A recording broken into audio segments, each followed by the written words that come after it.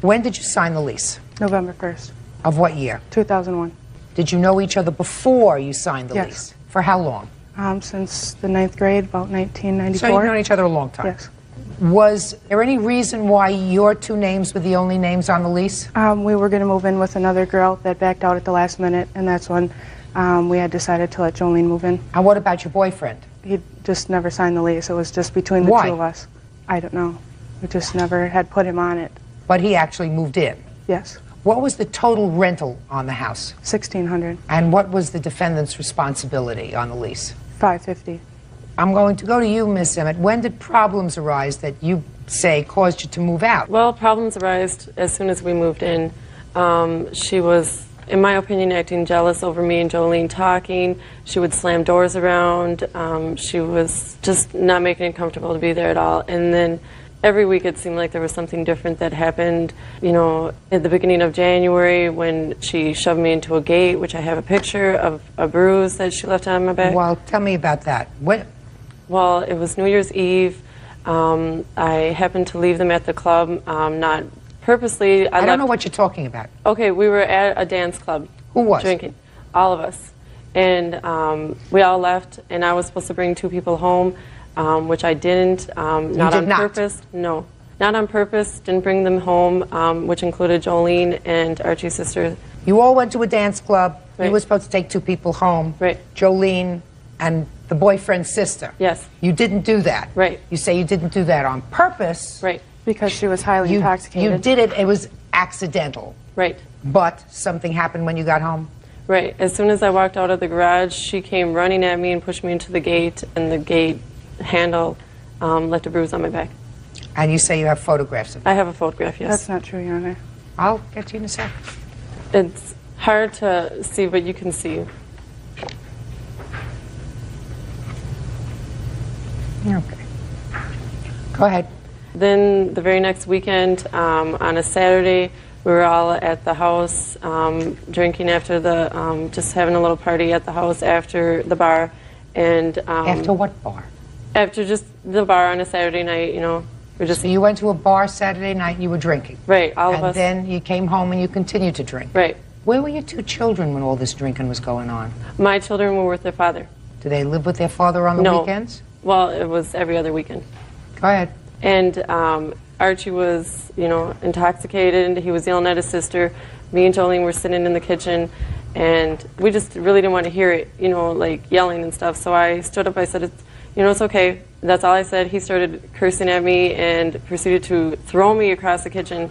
And when I got up, I was crying. And when I was walking away, he poured his beer down my hair. I did call the cops, which I have records of that. You just have a record that you called the police. You don't have a report. Right. Here's what happened after I called the cops. I was upstairs in my room when I called the cops. And when they got there, I didn't realize I was upstairs, couldn't hear nothing. And then her and all his family came upstairs to ask me if I called the cops, but they said it. That is not true, You didn't Your call Honor. the cops, did you? I'll get to you in a second. You didn't call the cops, did you? And I didn't realize the cops were standing right down the hallway, so I said no because I didn't, want to say it to them. All right. So those were the 2 instances that you're complaining about that caused you ultimately to move out. Them are the 2 biggest ones, yes. You're Archie. Yes, ma'am. Did you pour a beer on her? Yes, I did, Your Honor. I figured you did. Why? Because I thought that she interfered with something that didn't really have to do with her. She was not in the same room like she said she was when my sister and I had gotten into an argument. We were just talking, just how brother and sister normally do. And she came out of the kitchen, started yelling at us, started swearing at us. She started chewing me out, saying I didn't have no business talking to my sister like that. My sister had said some pretty offensive things to some people. Okay, so she just came out and she was yelling at you. Yes. And what did you do? I asked her if she could please, get away from our conversation. I was talking to my sister. I didn't think she had any business being there. She kept on insisting on trying to get in between us, trying to push us apart from each other. It wasn't getting physical. It wasn't getting very loud. We were just having a few words, and she intervened. She's somehow. intervening in a family situation. So Yeah. what did you do? So I asked her on several occasions. You told me you asked her to stop. Move Yeah, out. they're both Go. me and- Shh. I asked her on several occasions to please sit down, please leave us alone, we're trying to talk. All right, so you asked her, and she didn't. She did not. What happened next? Then she pushed me. She pushed you. She How did pushed she me push back. you? She pushed me by my chest like this. You mean she put her hands on your Yeah, chest she put and my pushed hands you? on my chest, yes. Yes, and what did you do? I just dumped my beer on her after that. I got frustrated that the fact that she would not, quit talking to me and my sister. I was trying to have a Did you conversation push her with my back? sister. No, I did not. You just poured your beer on I her. just poured my beer over her head, yes. And at that point, you were angry. I was a little upset. Put your hand down. I was a little upset, Your Honor. I was not angry. I work at a high stress level job. I don't get angry. Archie, was it becoming increasingly unpleasant living in the house with the defendant? Yes, it was, Your Honor. It was very unpleasant. It was yeah, unpleasant for you? Yeah, it was pretty unpleasant. Was it unpleasant for you? Yes. Good. So that you were not unhappy when she left. Not necessarily. Good. Well, I had tried to work things out with her. I tried to sit No, down and you're not. talk to her a Once number she has of a fight times. with your boyfriend, you're not working things out with her. It was before that also. Once she has a fight with your boyfriend, you're not working things out with her. Judge Judy continues in a moment.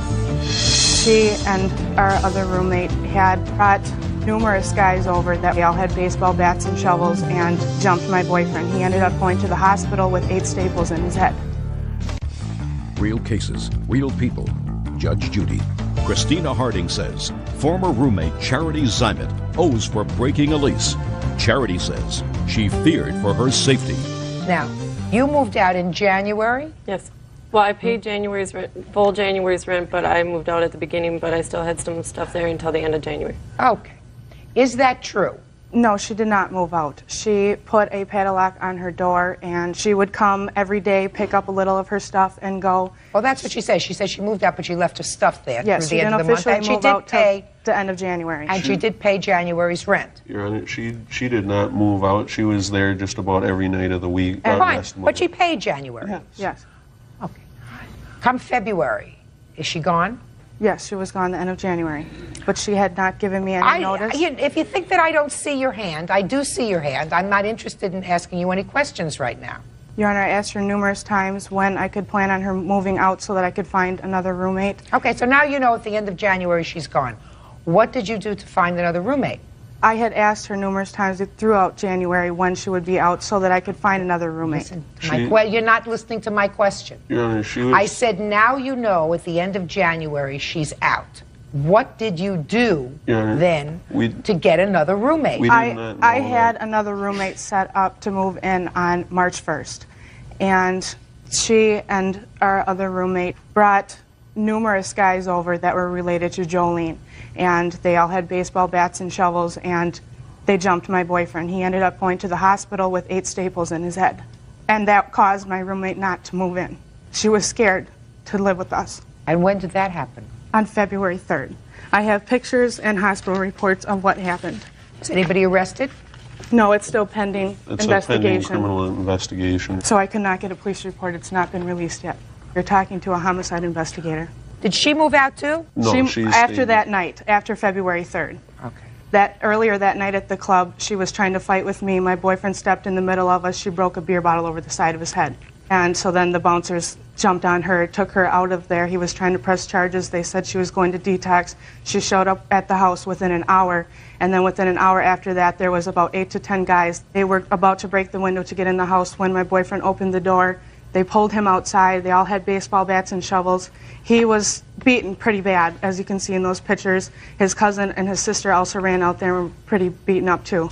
What makes you think that the defendant had anything to do with this? Because I saw her driving because away she- from there she after the guy. She was sitting there on the street in her car when this was all going on. After the police were starting to come, she backed around the corner of the After she block. supposedly moved out of the house, Your Honor. You mean on February 3rd? Yeah. Yes. This young lady was with her in the car? She was in one of the cars. She had gone out the side entrance and she had gotten into a car somewhere else when all this had happened. She must have got in the car before that. When I saw Charity back down the street, she was in the car by herself. When was the lease up in the apartment? It's not up until August 31st. Who's living in the house now? Just the 2 of us. We have still yet to find a roommate.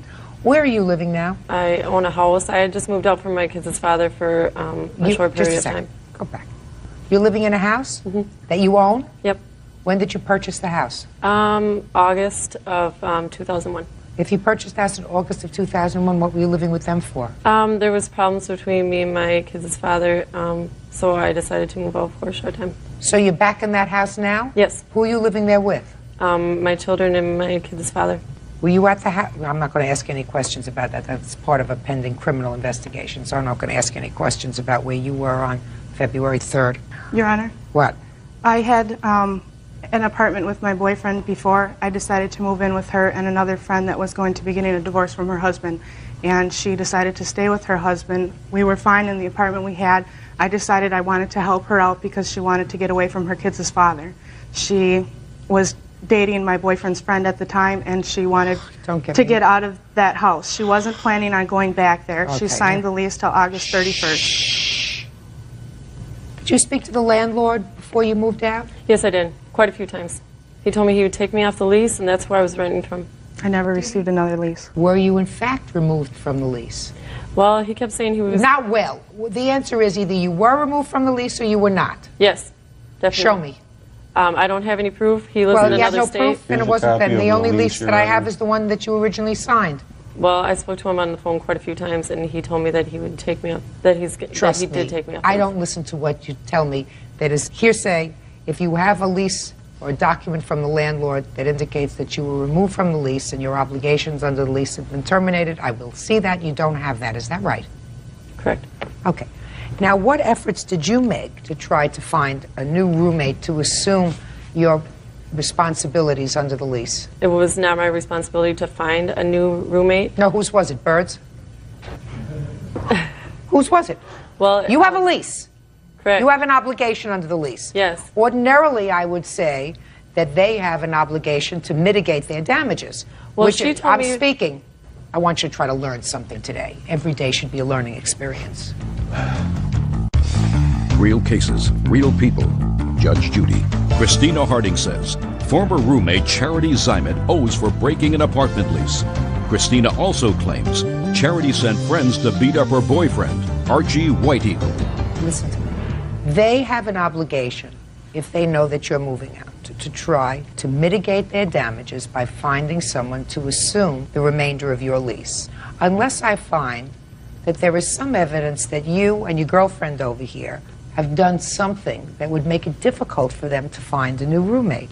You also have a responsibility, because if you sign a lease and if you move into a home with the understanding that neither of you could afford this on your own, but together you could afford to maintain a big house like this, then you have a responsibility not only to your landlord, but also to your co-tenant. So I'm asking you, you did not do anything to find another roommate? Well, she, at first, we did agree about a 2-month notice of getting out. Now, I don't know why she's going for the whole lease.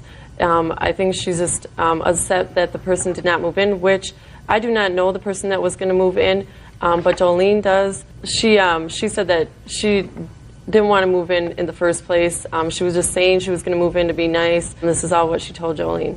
She said she was never planning on moving in.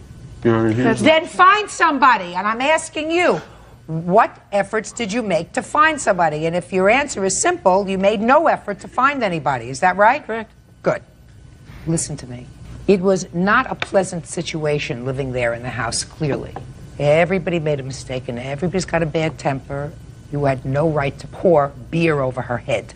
correct. None. And she had, as far as I'm concerned, I mean, if she was a reasonable parent, which I'm not so sure about, a lot of drinking going on there, even if her And children her children weren't were home. there every weekend. Are you trying to talk over me? No, I'm sorry. So I think it's probably a very good idea that she left. Now, are you current in your rent? Yes. How are you managing it? It's really hard. Do you I work? have tried to start daycare, and I haven't gotten very many children because of the pending investigation, and my boyfriend has been picking up just about most of the rent. What kind of work do you do? In security. Okay, so you've been paying the rent. Yeah. Now, when you moved into the house, did you put down security? Yes. How much? I put down 1,000, Charity put down 600, and I have lost that now. Why? The landlord said since she moved out, she forfeited her part of it, and Oh, no. Don't give me baloney. Security deposit is for any damage that's done. So you don't forfeit that until you move out. that's just what the landlord said, and I'm going And you to only fight that if I do forfeit move that out. if you move out and there's damage to the property. Is there damage to the Charity property? Yes, I have pictures of how she left place her room damaged. also. Holes in the walls and trash all over. Well, trash it and clean up. Yes. Holes in the walls is different. Well, we had to pay for that trash to get hauled away also, Your Honor, out of our own pocket. Arch, is there anything physically wrong with you? No. You had to pay somebody to sweep up? No, I said we had to physically pay to remove all of her trash that she left When there. you say out of- physically pay, what does that We mean, had to pay Archie? the trash. We had to pay the trash bill to have all of that stuff hauled away. No, that's not a big deal. We're not looking at a big deal here. Listen, Miss Zimet, you skipped out on a lease, and you had no reason to skip out on that lease, as far as they're concerned. And as far as they're concerned, I guess not. In my mind, I did. You're not speaking for a very good reason, madam. You're not speaking because there is currently an investigation that is pending with regard to a very serious assault. And I don't want to hear you because I don't want you to inculpate yourself or anyone else in this incident that occurred on February 3rd. There's other incidences that happen, though. But I'm not going to let you pick and choose what you want to talk about. Okay. Perfect. Now we understand each other? Good.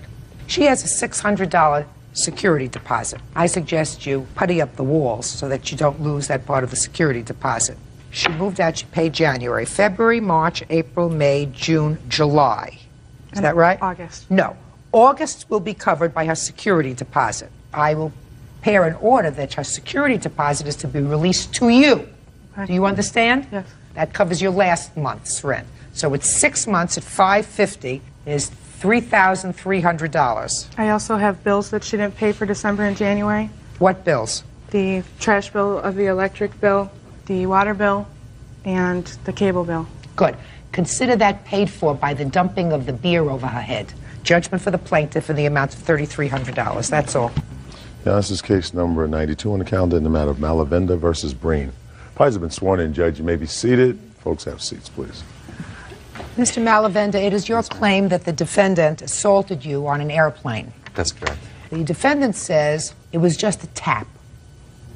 And he is counterclaiming for ruining the vacation he was planning with his wife, including the loss of some theater tickets because he was hauled off of this plane and he missed his theater and he ruined his vacation. Is that right, Mr. Breen? Yes, ma'am. All right. Tell me when this incident occurred. On December the 1st of year 2001, Where were you going? to Las Vegas And where were you boarding the plane? at Lindbergh Field in San Diego. Okay, tell me what happened, sir. At 12 o'clock, we boarded the plane. I say we, it's Dane, Lay, and myself. And we sat down, and there was a... Did you have assigned seats? No, there are no assigned seating. We had boarding cards, and we had sat down. It was in the middle of the plane. 15, 20 minutes later, they announced there was a mechanical.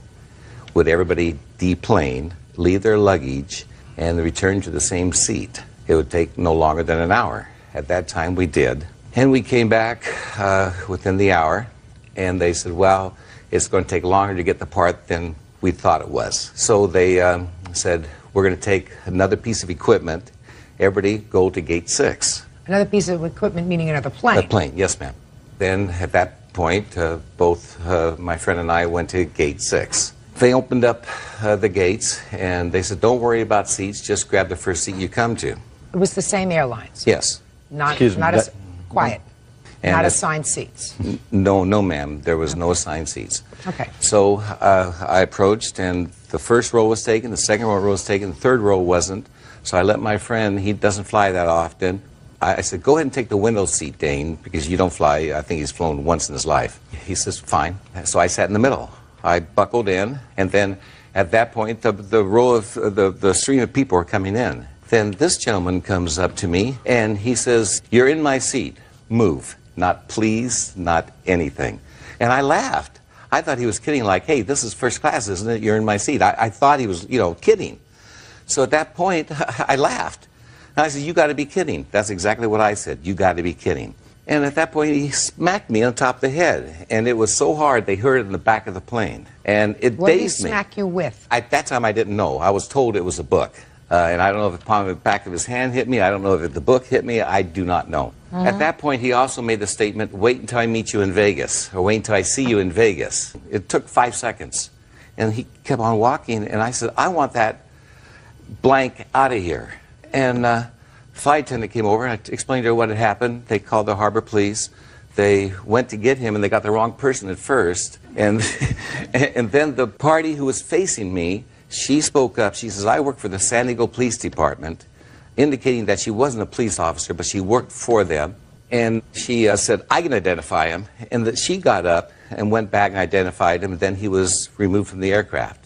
A few minutes went by, they came and got me. I exited the plane. Would you like to sign a complaint? And I said, yes, I would. And at that point, that was the end of that incident. Got back on the plane, we went to Vegas, and he shows up the same hotel I'm at. Coincidence, and there's no way he would know. So apparently it was coincidence. But in my mind, I don't know how his mind's working, and I don't know what is going through it. So I avoided him. Did you follow through with the complaint, sir? Yes, I did. What happened with that complaint? They dismissed it because it was just too costly to go ahead and prosecute him. Because you had no serious injuries. I was dazed and I have constant headaches, but that's beside the, I mean, you know. Okay, fine. Now I'll hear your end of the story. Well, it was also December 1st. It was, we got there at 9:15 for a 12:30 flight. There are no assigned seating, as he says. It's a cattle call. We had boarding passes number 2 and 3 because we had been there since 9:30 in the morning waiting for the 12:30 flight. We boarded the plane, and it was a mechanical problem. We were in the 3rd seat back from the entrance of the plane at that time. They said that they were going to need to move us to another plane, and they did ask us at that time, quote, let's make this as friendly and convenient as possible. Would you all please take your current seat when we move to the new plane? Okay. They did repeat that several times while we were... Yes, ma'am. They did repeat that several times while we were changing from one plane to another. Got onto the plane. I don't believe I've ever seen this gentleman before in my life. Whether he was in the window seat, I don't know. This gentleman and his friend who was in the windows... Try looking at me when you're testifying, sir. Sorry, in the aisle seat. I asked him to move. I did say, you're in my seats. What do you think you're doing? Move. He laughed, said, what, are you kidding me? No way, not going to happen. Waved me to go to the back of the plane. I asked him again to move. He continued to laugh in my face. I did at that point lean over the back of the seats in front of him and did mention that when we reached Las Vegas, he might prefer to have me as his friend. Not the most intelligent thing that I've ever done, but that is what I said. At that point, he stood up and said, oh, come on, I'll be your friend. Come to my hotel. I'll buy you a drink. We'll have a great time. You're lying. That's a lie. No, I'm not. No, that's a lie. That's not even in your answer. That's not even in your answer, sir. Don't make up stories as we're moving along here. Don't make up stories as you move. He's sitting in his seat. He's buckled in. You lean over. And what you said in your answer was you acted foolishly, but you tapped him with the soft end of a paperback book. After he stood up and had words with me and was in my face laughing, waved me to the back of the plane one more time. Yes, he was standing up to provoke me. And yes, he was provoking you? Are you out of your mind? I mean, are you out of your mind? Is there something chronically wrong with you? Judge Judy continues in a moment. You saw what he did. What did you say to him? I didn't say much. I was shocked. You were shocked. You said to him, what's wrong with you? Does he have a bad temper? Real cases, real people. Judge Judy. Tony Malavenda says fellow passenger Robert Breen assaulted him on an airplane. Tony claims Robert thumped him on the head with a book. Now, sir, you put your hands on somebody over a seat in a plane? Is there something wrong with you? Ma'am, after a 3-hour wait to get onto the plane... Everybody waited for 3 hours. Everybody had a deep plane. Everybody. Yes, ma'am. You weren't the only one. You weren't taking a private plane, were you? No. So you're getting on a plane. Somebody is sitting in a row that you had been on in a previous plane. You told them to move. They didn't move, and you hit them. That's what happened. I mean, that's the long and short of it. You can't do that. I mean, what did you say to him? You're his wife. What did you say to him? I was ahead of him in line, and I didn't actually speak to my husband. I was watching the situation. Stand up here. You get back in your seat. You saw what he did. What did you say to him? I didn't say much. I was... shocked. Yes. You were shocked. I was shocked at the actions of both men, but it escalated to what it had. You were shocked. You said to him, what's wrong with you? Does he have a bad temper? No, not really. Not really. I doubt that. He needs to be provoked, but... By being provoked, it means somebody was sitting in row 3? That was his provocation for hitting somebody? The gentleman was pushing his buttons. He was... No. He said, you're in my seat, move. He said, I'm not moving. He said it again. Then he leans over and he said to him, when we get to Vegas, you want to be my friend. That's a threat. That's before anything happened. That's before he got up. So your counterclaim for your destroyed vacation is dismissed because you deserve to have a destroyed vacation. Now, sir. Yes, ma'am. You're suing the defendant for $5,000. That's overkill. Yes, ma'am. Big time. You weren't injured, but he certainly has to be taught that this is not behavior that is acceptable. What are all these papers that you have to show me? I'm just curious. These are the police report and the witness's report. Let me just take a look at it quickly.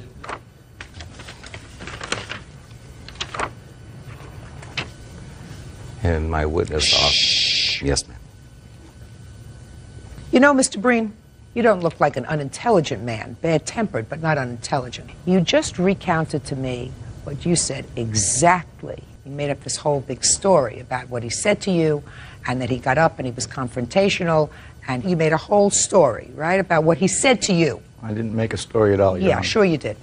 And you remembered and you recounted it. How many months later? 6, 7, 8 months later, you recounted that statement to me as if it was gospel truth. Is that right, sir? That's what happened on the plane, Your Honor. All right.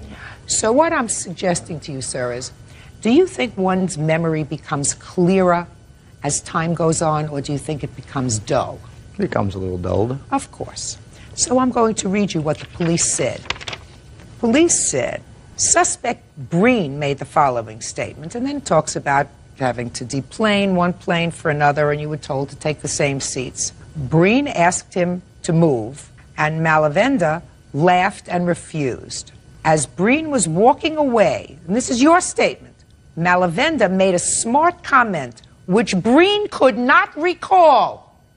So you're saying you're one of the few people who, after a period of time, without hypnosis, without truth serum, things become clearer than they were on the day of the incident. So to the police, you couldn't recall what he said to you, but to me, 8 months later, you recall every word. Judgment for the plaintiff in the amount of $1,500. Your counterclaim's dismissed. That's all. Parties are excused. You may step out. The way he said, you're in my seat, get out. I laughed. I thought the gentleman was kidding. I was wrong to hit him. I saw him hit Tony upside the head very hard with a paperback book. This book, on the open part, pretty much like that. And now the next case. All parties in the matter of Meadows versus Flores. Step forward, please. Warehouse worker Angel Muro is suing his ex-wife's ex-fiancé, Marco Flores, for car damages and pain and suffering. Marco is countersuing for damage to his truck and for harassment. The defendant is the fiancé of your former girlfriend. Is that right? Yes, we have a daughter in common. How old is the child? She's 10 now. How long did you live with her? About 10 years. But you don't live with her anymore now. She's engaged to Mr. Flores. That's right. Your complaint is that Mr. Flores caused 2 accidents. One happened in August of last year. One happened in February of this year. The one that happened in August, you got paid for. Is that right? Correct. My car was repaired. I'm not dealing with that. Now that you hurt your knee or something. Should have dealt with that before your insurance company paid for it. But you say that he caused an accident in February, and because of his driving, he caused you to hit him in the rear of his car. He says that you hit him in the rear of his car, and it was your fault, and he is counterclaiming not only for that incident in February, but also he says that you have been harassing both him and his fiancée and have written defamatory letters to their bosses, all of which I will see.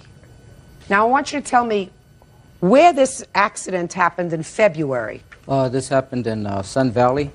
Tell me what happened. I was going south on Laurel Canyon, and when I got up to Strathern, I noticed Marco, and he had pulled up in front of me, and there was another car, a friend of his, and another car, a big Ford behind me. I didn't get. How did you know that the other person in the other car was a friend of his? I didn't. You didn't? No, I didn't. That's I didn't. I just, when we were at the light was red, so we were just sitting there, and the car behind me kept easing up on my tail. And I kept looking up at the mirror at him, you know. And when the light changed, Marco took off, and then, you know, I was still looking at my mirror because this guy was just coming up, you know. I proceeded and I looked up in my mirror. Next thing I know, he was sitting right in the intersection. He had only gone about 5 feet past the pedestrian crosswalk. And you hit him? Yes. Now, what makes you think that this person behind you was a friend of his? Because the way it was set up, the car just automatically just swerved off and sped off. On the other lane was So open. you don't know that he was a friend of his? No, that's just my assumption. That's your assumption, so Then, I can't deal with your assumption. He's in front of you, you're watching the car behind you, and you hit him in the rear. Correct. Your case is dismissed. Now let's get to your counterclaim. You hit him in the rear, it's your fault. You're supposed to be far enough away from the car in front of you not to hit them in the rear. Now, so forget about your claim. And you forget about the February driving incident. Do you understand? Yes. All I want to hear about is the letters. Okay. Do you understand? Yes. Because I have a feeling you two guys are playing with each other a little bit. That's my sense. Wait. That you don't avoid each other. In a big town, it just so happens that on many occasions, you're with each other, around each other in your cars. If you want to act like fools, that's your problem. You're not going to visit that on me. Okay. I want to hear I want to hear your allegations, Mr. Flores, with regard to the harassment and defamation. Okay. He wrote 2 letters to the city. I work for 2 departments in the city. Let me see the copies of letters that he wrote.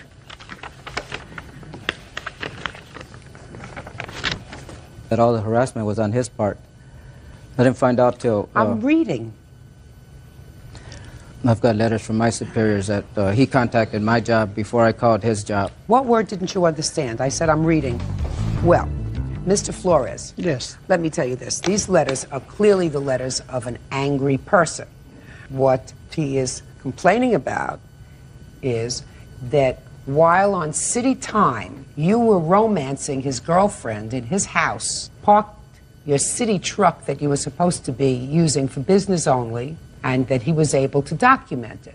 Now, all that is pretty nasty, but he's allowed to write that. I mean, there's a lot of other extraneous stuff in here about his 8-year-old daughter and having to wait outside when you were there. That's right. However, if your complaint is that he should not have written to your bosses and told them that you were on city time, and if he's a taxpayer, using city vehicle to mess around with his girlfriend, he has a right to do that. Well, if he has documentation and proof, why didn't he bring it forward? You didn't tell me it wasn't true, Mr. Flores. It's not true. Oh. My daughter... Just a minute. Mr. Flores, that's what a hearing is for, sir. Mm-hmm. I assume that if there were any truth to these allegations, or if there was a question as to their veracity, because I see that you did change jobs, because one letter is written in 2000, one letter is written to a different employer in 2001, that you would have been given a hearing if you wish to contest those. They transferred him out of there for that reason. Hey, it was Mr. justified. Temper, take your hands out of your pockets. It was justified, Your Honor.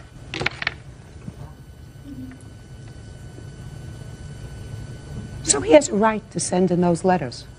You have a right to have a hearing. He was angry. By the way, how come you lived together for 10 years and never got married? Just when things would get nice and calm, then something would always come up. Did you ever ask her to marry you? Yeah, I did, once.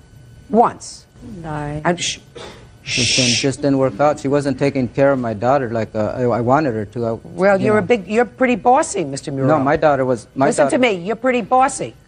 No, my daughter was not allowed to go in the house. She was not allowed to go in the house when she got home from school until they took care of what they were doing. And Listen to me. And then, I asked you a simple question. You were together for 10 years. Why didn't you marry? Because she wasn't faithful. Then you don't have a child and you don't live together for 10 years. All right, Mr. Muro, you don't have a case. You hit his car in the rear. You're responsible for the damage.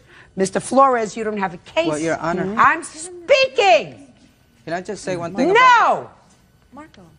That's what you're suing for. But damage to your car. To explain my You don't have to. Sir, listen to me.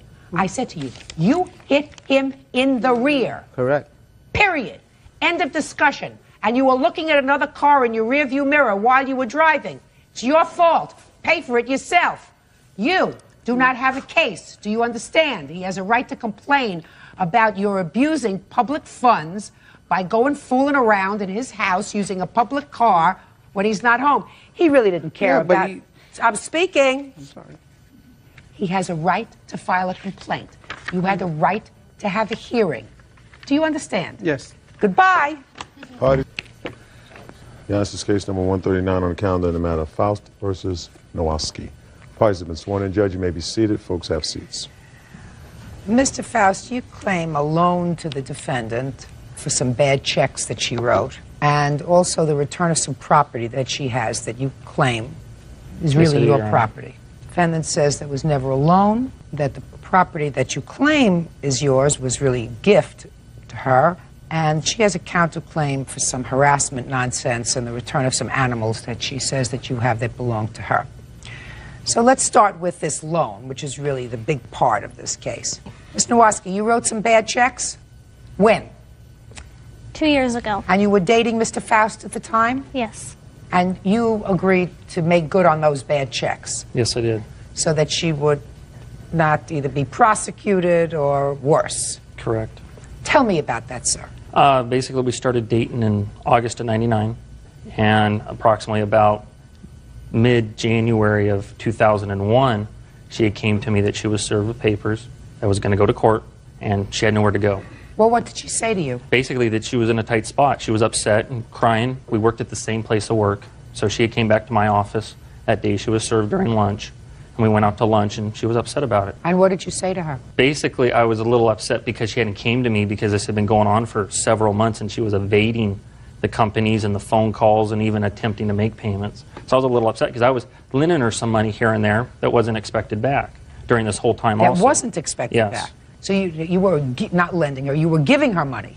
$10, $15 a week type thing just to help her out for gasoline or for lunch type thing. I was usually paying for the lunch. What were you doing with all your money? So. Is not an answer. What were you doing with your money? If you're working, what were you doing with your money? I was working. I wasn't making a lot of money, and I was spending too much money. And the checks went through, and they went bad. On what?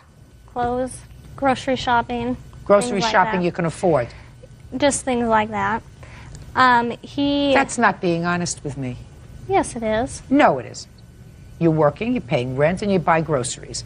That doesn't make you write bad checks. What makes you write bad checks are things that you shouldn't be buying, other than clothes. What else? CDs, just stuff like that. Okay. So he made good on your checks? Yes. So why do you feel as if you shouldn't pay him back? We didn't have an agreement that I would pay him back. What was your agreement?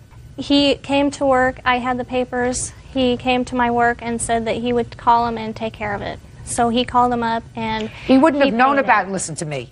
He didn't come into your office one day and say, let me see those papers. What happened is you contacted him and told him that you got served with a summons. Right. Is that right? Yes. And was that during the day, during business hours? Yes. So you were pretty upset? Yes. What did he say to you when you said you were crying and you were pretty upset? He said he would take care of it. That's exactly what he said. He said. And what did you say to him? I didn't know what to do. I said, okay. He called them up and he paid them for me. Mm-hmm. Why should he do that for you? Because he loved me. Really? Mm-hmm. And is that why you let him do it? I let him do it because I had nothing else that I could do. Do you love him now? No. Then why don't you pay him back? We never had an agreement to. He has constantly, first it was $600 he wanted, and then it was $1,000, then it was $1,400. How much were your checks, the bad checks? It was $600. Show me. I don't have a copy of it. Show me how much amount of the total bad checks. 125.01 was the first check, and that following week I had called them to let them know that. Who's them? URS. And they had told me how much it was, the $600, which was in the packet. So I told them, well, I'm about $100 short. I'll have to call you on Tuesday. I called them on Tuesday to let them know you can clear that check through because they're going to do it electronically. What it came down to is where her checks had gone to. She had a credit card that had gone bad or something, and so she was being collected after a credit card. So when I called on Tuesday, he said, well, we have a problem. I had 4 more come in since I talked to you on Thursday. Were there any other bad checks that you covered? Yes, there was. So she's a bad check writer. Yes. So she had another $644.98 to Valley, Empire Collections go through. Let me see. And I agreed to only loan her a portion of it, and that was a $349. And she had told me that she would try to get the other $259 from her grandmother, which, from what I gather, she did, because the next couple months she was paying her grandmother back. Did you pay your grandmother? Yes, I did, and he didn't pay any of that. He told me that he was not going to help me out on that well, one. here he's got his card here. Right. On that one that he's talking about, I called... He's got the receipt. He didn't pay any of that one. Who did? My grandmother did. Got the receipt here for $349.62. I didn't get any money from him on that one. So let me ask you this question, madam. For all these bad checks, how much did you end up paying? I would say probably $2,000 to $3,000. I got myself in a lot of trouble. $2,000 to $3,000? Yes. Well, he paid $1,428 for you. You mean in addition to that, you paid an additional $2,000 or $3,000? Yes. Starting when and to whom? Starting about 2 years ago, about 6 months after we started dating each other. So you mean that there were bad checks that you didn't tell him about? Yes. Really? Mm-hmm. Did you know that, sir? No, I wasn't. This is the first I've heard of this, other than when... Really? Do you have any proof of that? No, I don't. Really? Judge Judy continues in a moment. He bought me a rabbit, a goose, and a duck. Listen, your smile goes Zippo with me. That goes nowhere. And later today... The chants and the chimes and things are playing. And I and my friend are looking at one another saying, you know what, this may not work out. It's not a hotel. What is it? It's a spiritual community. Real cases, real people. Judge Judy. Brian Faust says ex-girlfriend Noelle Nowaski owes for a loan to pay off her bounced checks and for the return of a gun. Noelle says Brian won't return her rabbit, her goose, and her duck. Now you want to tell me about this gun that you want back? Basically, on the gun I'd purchased on my birthday, my 27th birthday, July 1st of 2000. What kind of gun? It's a Jennings 38. Mhm. I'd bought it for myself, took it to her house, had wrapped it up at her house on my birthday, and unwrapped it as a present to myself. So you unwrapped the gun as a present to yourself, and what'd you do with it? Gave it to myself. You gave it to yourself. And Gave how it to did myself. It was my own birthday present on my birthday. Right. How did it wind up in her house? Because end of July, we had gone out shooting, and she said she'd take it home and clean it and get familiar with firearms a little more. So, and then after that, I let her borrow it when she'd go out shooting with just her brother or her father. After July of 2001, are you telling me that the gun remains in her possession? I had it back about 3 times. For a day? For like a weekend. And then you'd return it to her? And then she'd call me up and want to go out shooting again. So I let her take that because it was a lower caliber. So I let her Now I'll possess hear it. your side of the story with regard to the gun. That was my 21st birthday present. My birthday is July 12th, just 2 weeks after his birthday. He came over for my birthday. My brother, my mother, my dad was there, and he was giving me my gifts, and one of them was the gun. Did the gun remain pretty much in your possession all Yes. during that time? Yes, it's been in my father's gun locker ever since then. And what about this mattress? I've been doing search and rescue for Spokane. I've got double of everything because I got a 24-hour pack and a 72-hour pack. At some point it came into her possession. You want to tell me your version It came of how into that came about? possession in 2001 of July because we were out camping last year. And I had shown up where they were camping, and I brought some extra camping gear, my tent and It's sleeping been pads. in her possession So it's been in for her a year. possession for a year because I had to leave and go to work the next morning, and she was using it over it, still Mr. for the next night. Get over it, Mr. So, Faust. that's fine. Get over that. By the way, do guns have to be registered in the state Yes, where they you are. live? I have a copy of all that. Can and a I see picture. the registration, please? And then I also, on July 2nd, had made a stolen gun report. You have a carry permit to Yes, carry? I do, Your Honor. Do you have a carry permit? No, I do not. You return the gun to him. Thank you. You understand that? Perfect. $1,428 is what you owe him for your bad checks. Now, Also on add the that, gun. it's actually less because after we broke up, she sent me 2 money orders, In what amount? 20 each. $1,388. Okay. Now, taking care of the gun's going back, the mattress stays with her. The harassment charge, because he drove by your work a couple of times, I'm not even entertaining, madam. The only thing I'm entertaining are these animals that you say that he has that belong to you. What animals do you say that he has that belong to you? He bought me a rabbit, a goose, and a duck, and we kept them up at his house because I could not keep them in my yard, and he will not give them back. Well, are you living in the same place now that you were living Yes. before? So if you couldn't keep them in your yard before, what makes you think you can keep them in your yard now? I can't. So what do you want them for? They're mine. What are you going to do with them? Listen, your smile goes Zippo with me. That goes nowhere. If I give them back to you, what do you intend to do with them? I'm going to take them to, my cousin has a farm in Montana. And where do you live? Spokane Valley, in the city. All right, so you're going to get on a plane with your duck. No, I'm driving down there next week. Really? And what do you do with the animals, sir? I live on a farm, Your Honor. Fine, you keep them. Thank you. There's something wrong with her. You got out just in time, Yes, so your I did. counterclaim is dismissed. You have my order on your claim. That's all. Thank you. Parties are excused. You may step out. He's a controller. He tried to control everything in our relationship. I found out more info in there before I decided to marry her, so it's good it came to this. He treated me like I was his daughter more than his girlfriend. She was wanting me to pay for more stuff than what she was willing to pay for. He's mad I broke up with him. No matter how much you think you know somebody or care for somebody, you never know. And now the next case. All parties in the matter of Real Muto versus Kessinger. Step forward, please. Real estate investor Gary Real Muto is suing his godson's friend, 17-year-old Mark Kessinger, and his mother, Christine Kessinger, for the cost to fix his quad runner. Mr. Real Muto, the defendant's son, and I assume that that's this young man who was 16 years old, was driving or riding on one of your recreational vehicles and had an accident and severely damaged it. You want his mother to be responsible for the damage to the vehicle. Is that right? Yes. And his mother says that it's not her responsibility. Correct? Yes. So I want you to tell me when he was riding the vehicle, when it was damaged, and under what circumstances he got control of the vehicle. Okay. On September 11th of 2001, a very close friend of mine had passed away from a medical disease. In October, I had returned to New York. I was living in Las Vegas at the time. I lived in Long Island, New York all my life, but... Mr. Real Mundo, Yes. I don't need your history. Tell me Okay. the date that this happened with the vehicle Okay. and how come he was driving it. Okay. Thought I made that clear. In October, I had picked up the vehicles and You said vehicles. You had two. 2 quads, yes. What is a quad? A quad is a recreational vehicle meant to go out in the sand dunes or in trails and off-road. Okay.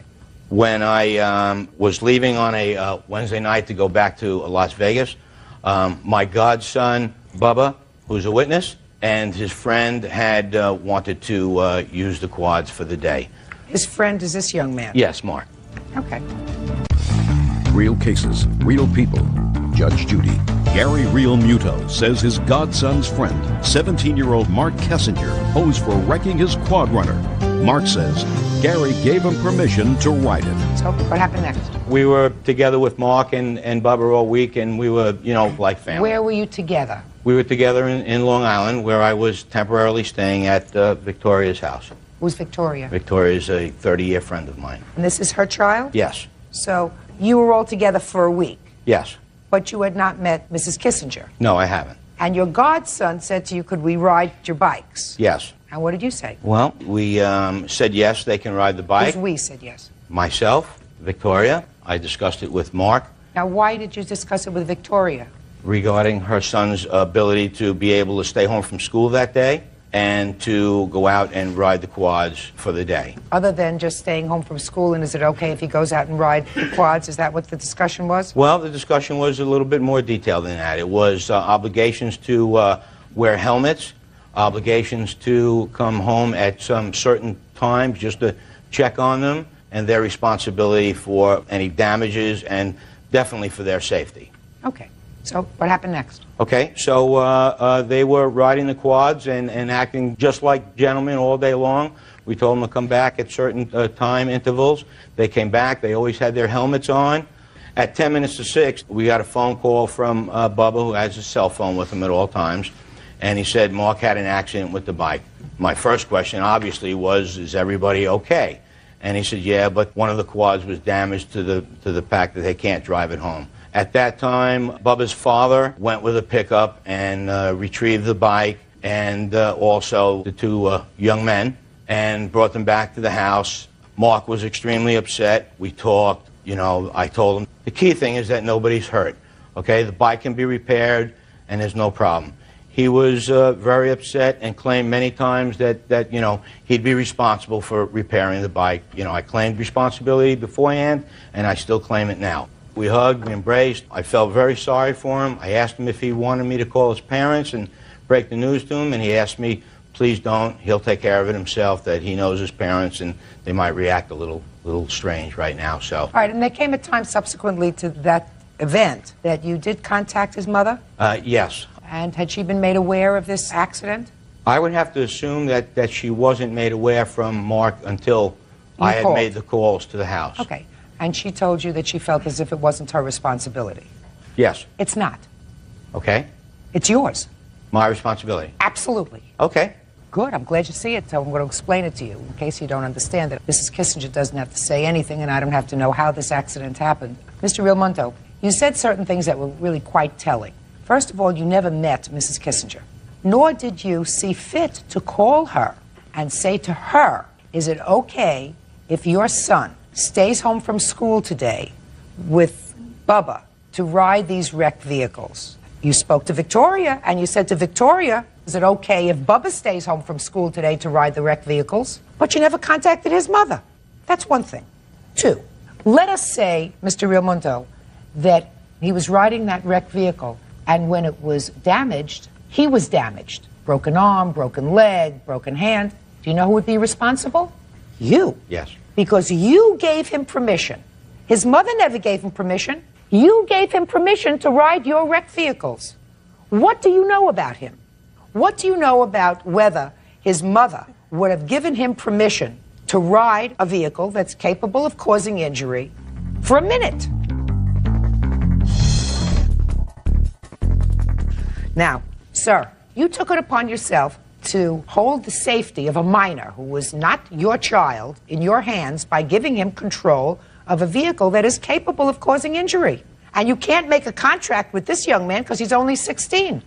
So the fact that he says to you, I'll take care of it, it's my responsibility, he has no obligation to you. Do you understand that? I do understand that. Can I interject Absolutely. something? I spent a few days with him, and they were very responsible. I don't want to say children because they're not children at these ages. In the eyes of the law, they are. They've proven to me that they're responsible people. When they had a request, I was very easily to say yes because they were responsible. You were a nice guy. Thank you. You're a nice guy. Thank you. His mother's not responsible. Okay. The only way that his mother would be responsible would be if he took it without your permission, if he stole it, right, or if she had said to you, it's fine if he drives the wrecked vehicle, it's okay with me. You hadn't even checked with her. Well, I checked with him, and, you know, his word was pretty good to me, but obviously... You didn't ask just Bubba if it was okay if he missed a day of school. You asked your friend if it was okay if her son missed a day of school. Maybe it wouldn't have been okay with his mother if he missed a day of school, but you didn't bother to ask. Well, so you assumed that responsibility, and therefore you took on the responsibility of paying for your vehicle that was damaged. So unfortunately, Mr. Realmundo, your case is dismissed. Thank you for your participation. Thank you. Yeah, this is case number 175 on the calendar in the matter of Aldridge versus Wynn. Parties have been sworn in. Judge, you may be seated. Folks, have seats, please. Miss Aldrich, the defendant is your former boyfriend. You claim you loaned him some money. You want it back. Yes, ma'am. He says he owes you nothing. When did you make the first loan? What was it for? I mean, if I look a little frustrated, it's just that it seems to me that I see an awful lot of young women standing on that side of the table and young men standing on this side of the table, which suggests to me that women, for some reason, enable men to take advantage of them. Then when the relationship's all over, they want their money back. Well, when he said he would pay me back. Well, at our see a lot more women on this side of the table than I see men. Means that they're a lot smarter. And I didn't think so. Go ahead. When was the first loan? I want to say it was on my first trip to see him in Kentucky.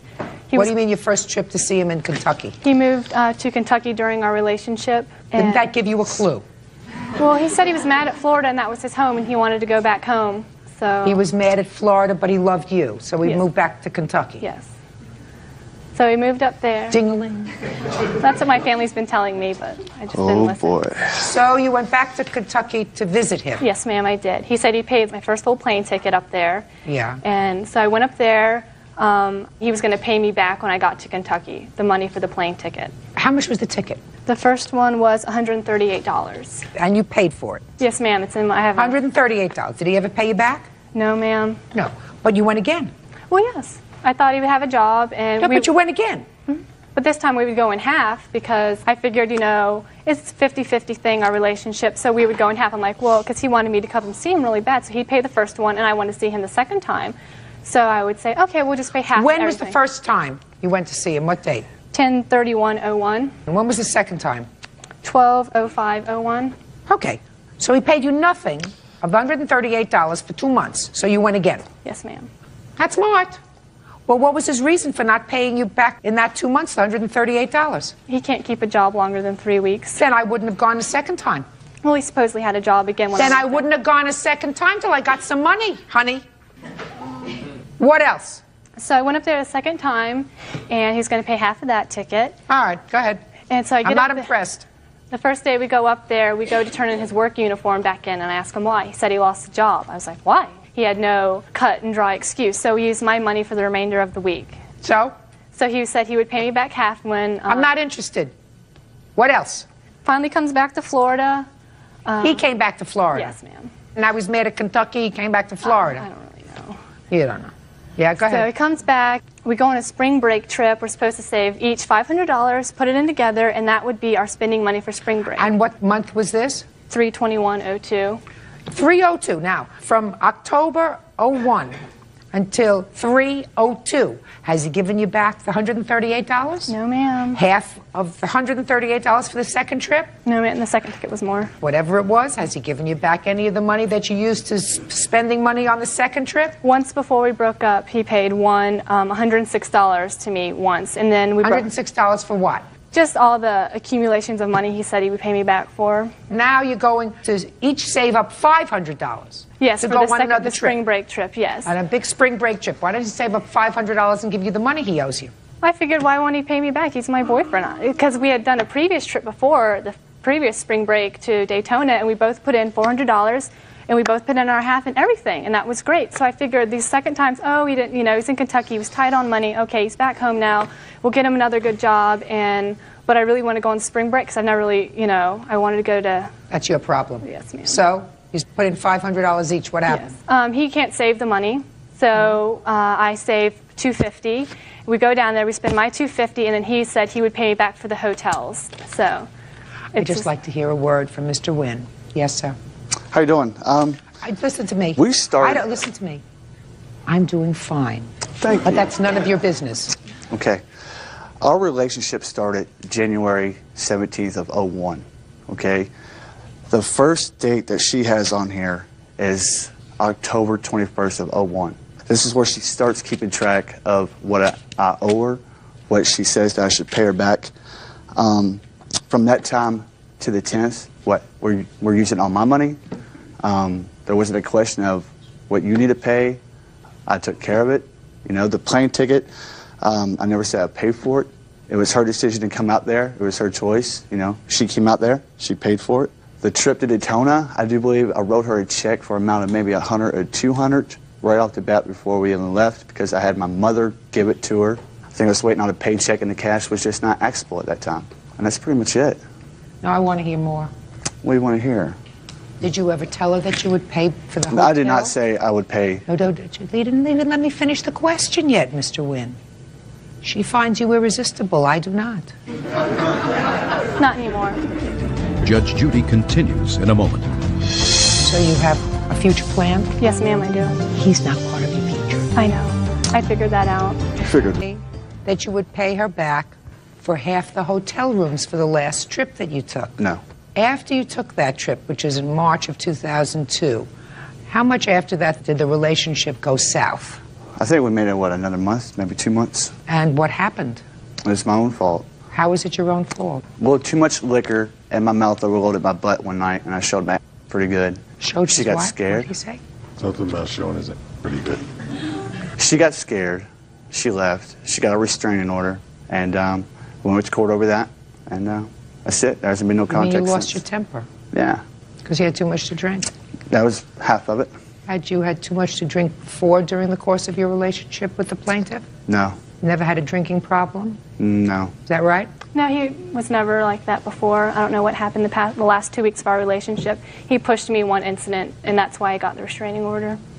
And while we were at the injunction hearing, I asked the judge, I was like, well, he still owes me money. How can I get that? He said, you're going to have to go to small claims court. So I served him one letter of outlining everything that he owed me, signed it. I wanted the $700.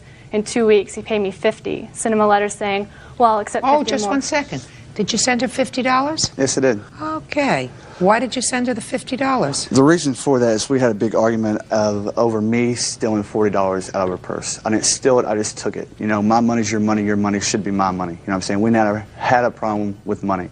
I took $40 out of her wallet while she was staying with me in Kentucky and took off and went drinking one night. Having fun, blah, blah, blah. And the next day, I told her I took $40 out. It was a big uproar. We had a big fight. Not really a big fight. We had a little dispute over it. And for a few months after that, you know, it would come up $40, because she said it hurt her, and I knew it hurt her. So I sent her $50. There's your 40, and here's 10 extra. And that's it. What a man. Yeah. How about that? What a guy. Miss Aldrich, do you know what I'm going to give you on your complaint? No. Nothing. And I'm going to tell you why. How old are you? 20. Do you work? Yes, ma'am, I do. What kind of work do you do? I'm a cashier and a nanny, and I go to school. What do you go to school for? I want to be a nurse, a midwife. So you have a future planned? Yes, ma'am, I do. He's not part of your future. I know. I figured that out. You figured wrong. He's not part of your future. I know.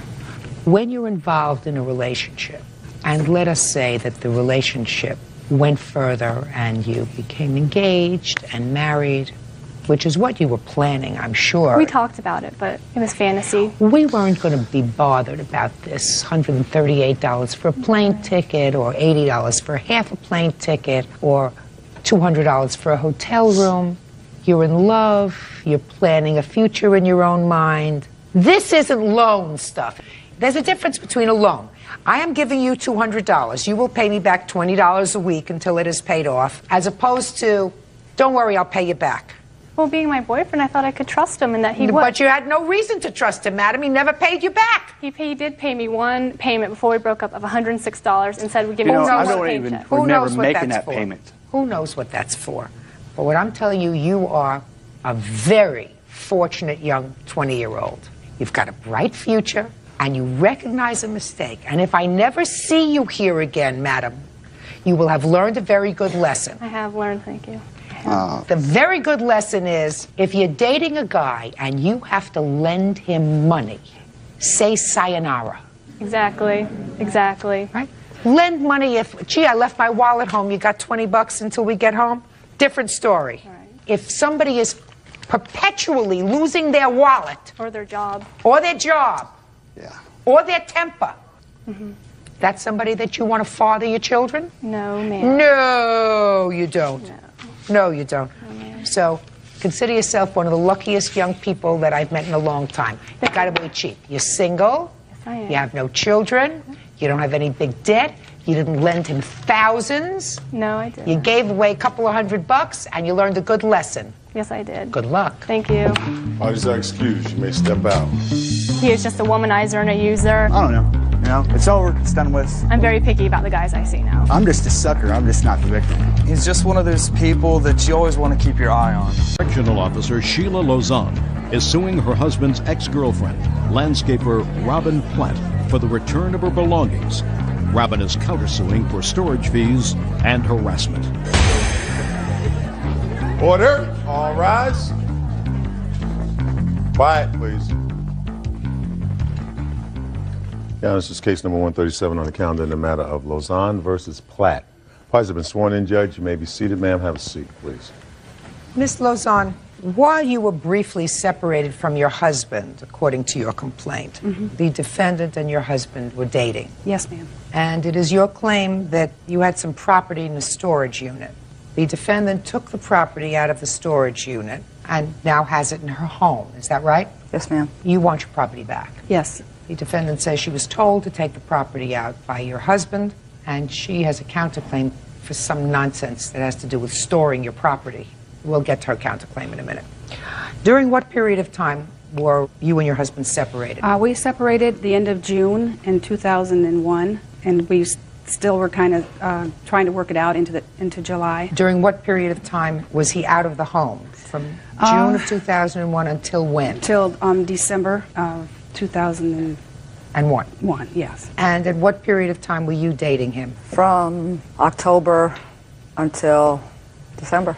Is that when you met him in October? Yes, ma'am. Now, you tell me how it came about that you went to the storage unit and when and what property you removed. Okay, Marty and I were moving into a place together, and we placed some things in storage. When were you moving in together? In November. So you met in October, you were moving in November? Well, I've known him for years, but I started seeing him in October. We were moving into a place together. How do you know him for years? Small town, we both grew up there, same town. Okay. So in November you decided to move in together, you were taking out a storage unit to put both your stuff? Well, we didn't rent the storage unit. He said that he had a storage unit, and we placed some things in the storage unit together. And then he called and told me to remove the things from storage that we placed in there because it was Sheila's storage. She found out that our stuff was in there. She was going to turn the storage unit in. So you put the stuff in storage in November? Mm-hmm. And when did you remove the stuff from the storage unit? I want to say in January or February. After they had reconciled? Well, I didn't know that they were back together. Marty had left town on work, and that's the last I heard. I didn't know that him and Sheila were back together. So when you say you want to say in January or February, could it have been early December? February. It's early February? Yeah. So in February you removed the stuff. Mm-hmm. When was the last time you saw Marty? Beginning of January, when he left town to go to work. And when did he move back with you? We technically haven't moved back in together. He, like she said, he works out of town, and he stays at the job site and just comes home like on the weekends, and sometimes he works straight through. But you haven't seen him since January? No, ma'am. And you know that they're back together? I assume that you've spoken to Marty? No, I haven't. Really? Mm-hmm. You mean he didn't call to say, well, the last time I'm not coming home? No, the last time I talked to him, he told me to get the stuff out of storage because Sheila was upset about it being in there. Oh. To get your stuff out of storage? Well, the words that he said is you need to take the things out of storage. So I'm assuming it's Marty's storage. All right, Miss Platt, Sheila's upset about it. You need to take the stuff out of storage. Mm-hmm. That could have meant just your stuff out of storage, right? It could have. Yeah, sure. It could have. And you hadn't spoken to him since January, so I assume that you knew he wasn't coming home. 6 months later, you know he's not coming home. Oh, yes. Yes, ma'am. Now, when for the first time did the plaintiff call you and tell you she wanted her stuff? I want to say in March. And what did you tell her in March when she called? That, as far as I knew, the things belonged to Marty, and when Marty called me to tell me to give her the things, then I would return the things. Oh, you know. How many times did she call you in March? Oh, a lot. Did she call you in January or February? Oh, yeah. When? Always. What do you mean always? Always. I mean, anytime she felt like picking up the phone. Let's talk about March. After you told her you're not getting the stuff back till Marty calls, because I assume you wanted to talk to Marty, which would have been the decent thing to do, right? To talk to him. Yes. On his part. Is that when the harassment started by the plaintiff? Well, I mean, it's pretty much always been there. I mean, she's calling, she's going to turn the phone off because the phone's in Marty's name. She's going to turn the utilities off because they're in Marty's name. She's going to call social services and make a claim on me for not taking care of my kids. You mean since March? Since January is basically when it really got pretty out of hand. Okay. What property do you have that Ms. Platt has in her basement? I do have a list. Do you want me just want to read it off? I'd like to see it. Okay. Trio, Canon camera, camping tent and equipment, vacuum, some clothes, a couple of lamps, blankets, pictures, VCR tapes and movies, a couple of small fans, miscellaneous knickknacks, a small clock radio, and one phone. Is that what you have? A lot of the stuff is in boxes, so I'm not exactly sure what's in it, but... And where is all the stuff, in the basement? In my basement. Good. You or Marty have to make arrangements to go and get the stuff. When's a good time for you to have them come and pick up the stuff? Anytime's a good time for me, as long as Marty... Tell Marty to call me for the things. Well, listen to me. I'm creating an order. Marty doesn't have to do anything. Okay. I think it's probably a good idea that a third party go over there to get the stuff. I understand your anger. Oh, yeah. Oh, I understand your anger. But that's not her fault. I don't live in Michigan anymore. Where do you live? I live in North Carolina. And where is all this stuff? The things are in my home in Michigan. Okay, so they're in Michigan. And who lives there? My brother and his wife. Okay, so they They don't have to have any contact with you when they go there to pick up the ma'am. stuff. Fine. Your anger shouldn't be directed towards her. Your anger, if there is any, should be directed towards Marty. Yes, ma'am. Who I see is cowardly enough not to be here today. Exactly. Thank you. Crawling under a rock someplace, you know, where he's working. Exactly. Yeah. Judge Judy continues in a moment. Forget about Marty. He's not worth it. Oh, I know. You want him to be a man. He's not. He's her problem. And later today, I question why you would permit this violent, abusive man to whittle into your family business. My mother was kind. She liked Bill. We all did at one time. But she had no idea the extent of his behavior. real cases, real people. Judge Judy. Sheila Lazan says her husband's ex-girlfriend, Robin Platt, entered her storage unit and took her belongings. Listen to me. You two ladies shouldn't have any issues with each other. I mean, the only issue I have with her is that, I mean, she won't stop calling me. She's going to stop calling you as soon as she gets her stuff. I mean, I've had to leave the state to get away from her. She won't stop calling you because you have her stuff. I have Marty's stuff. No, her stuff. They're married. If they're married, then the property belongs... How long have you been married to old Marty? 5 years. The property... Shh! The property belongs to both of them. Okay. And if it turns out that I'm wrong, and if it turns out to be Marty's stuff, Marty should have been here to say, I want my stuff. Yeah. It's mine. It's not That's all I marital ever property. ask. That's all I ever ask, for him to tell me. Just to give it to her. You want him to be a man and call and do the right thing. It's beyond that. Mm-hmm. He's not. Okay. All right? He's not. But your issue really isn't with her. So, what date? 5 days from today's date? You want to go and get your stuff? Yep. Okay. Your counterclaim really is for storage fees, for storing this stuff. Mm-hmm. Your counterclaim is nonsense. She called you practically immediately and she said, I want my stuff back. You said no. You kept it. You're not entitled to storage fees. And as far as the harassment is concerned, this is telephone harassment? Yes, Is ma'am. that what you're saying? Well, I mean, it was local harassment until I left that town and moved it to North Carolina. And I mean, I moved to North Carolina to get away from her. And I mean, she's still calling my house in North Carolina. What is she calling for? Oh, just whatever. Anything. No. What is she calling for? Just to say what she has to say. I mean... Like what? Oh, you know, you need to give my things back. Right. I'll come over there and slap you. Right.